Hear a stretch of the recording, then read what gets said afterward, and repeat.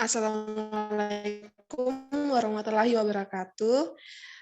Kami dari kelompok 4 akan mempresentasikan hasil diskusi kami. Adapun materi kami yaitu energi dan daya listrik. Selanjutnya, energi listrik. Arus listrik mengalir dari potensial tinggi ke potensial rendah karena ada perpindahan muatan listrik dan potensial rendah ke potensial yang lebih tinggi.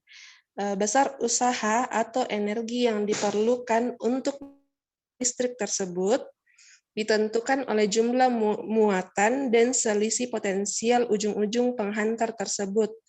Artinya, semakin besar selisih potensial dan jumlah muatan yang dipindahkan, maka usaha atau energi yang diperlukan akan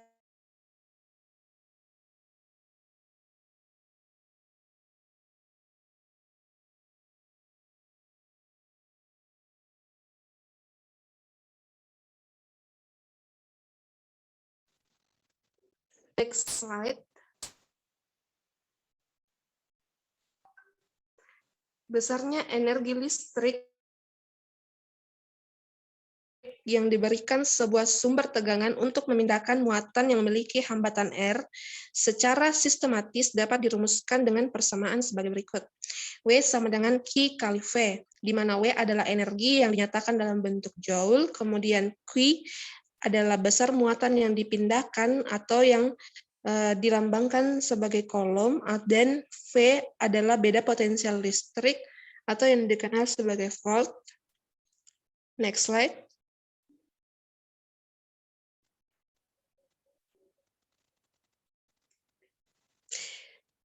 Selanjutnya yaitu daya. Daya merupakan energi yang diperlukan untuk melakukan suatu usaha. Daya listrik menyatakan banyaknya energi listrik yang terpakai setiap satuan waktu. Besarnya energi listrik yang dikeluarkan tiap satuan sekon disebut daya listrik yang dapat dituliskan sebagai berikut, yaitu P sama dengan W per T. Next slide. Selanjutnya saya berikan ke pemateri selanjutnya. Baik, terima kasih atas kesempatan yang diberikan. Saya pemateri kedua akan menjelaskan masalah.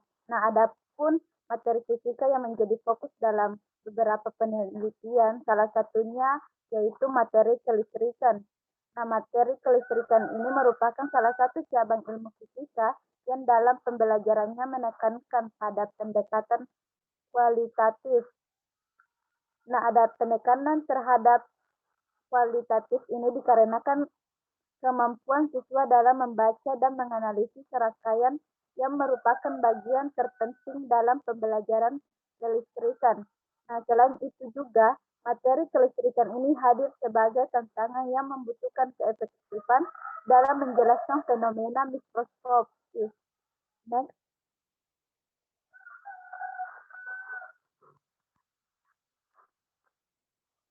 Berdasarkan temuan dalam beberapa penelitian, sebelumnya menunjukkan masih banyak siswa yang mengalami kesulitan dalam memahami materi kelistrikan, khususnya yang difokuskan dalam beberapa penelitian itu adalah berhubungan dengan beda potensial dan hambatan.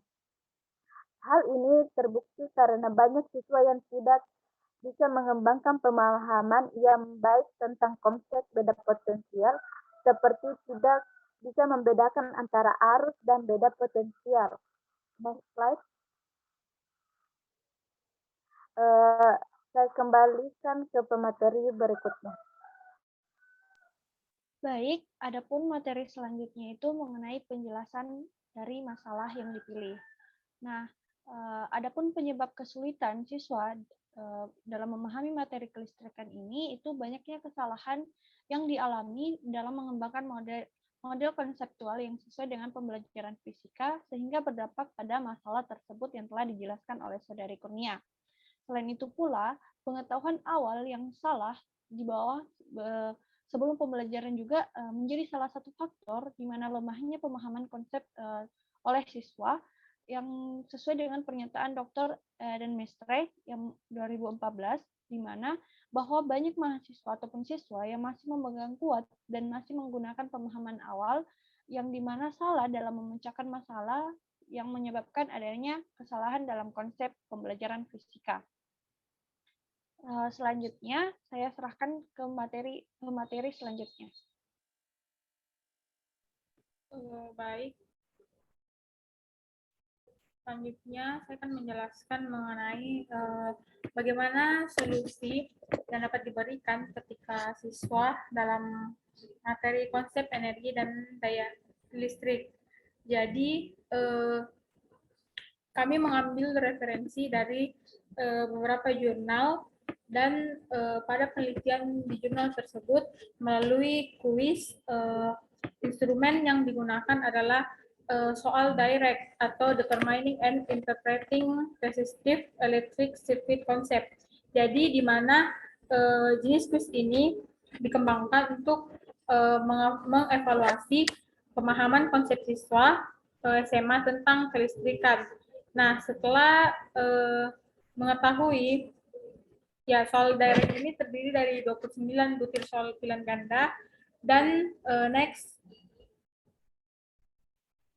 Nah, setelah mengetahui kesulitan dalam materi tersebut, siswa harus memiliki pengetahuan tentang hukum kekekalan energi. Selanjutnya, kita dapat menggunakan model pembelajaran yaitu menemukan atau discovery learning, di mana discovery learning ini mempunyai 3 ciri. Yang pertama, sesuai dengan yang terdapat di slide.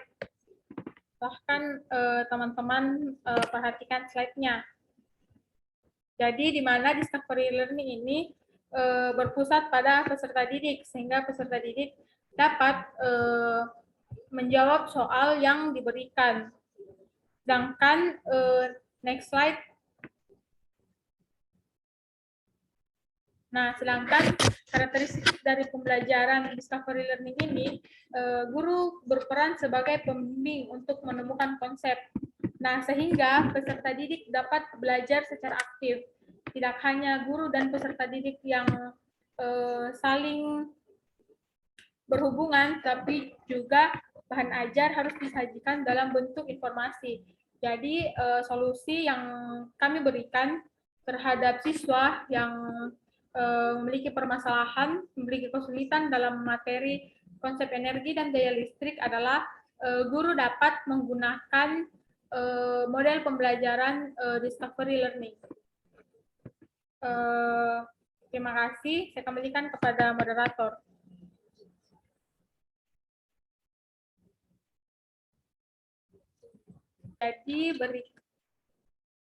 Jadi berikut merupakan penjelasan dari kelompok kami mengenai bagaimana solusi yang kami berikan terhadap peserta didik yang memiliki kesulitan dalam materi konsep energi dan daya listrik.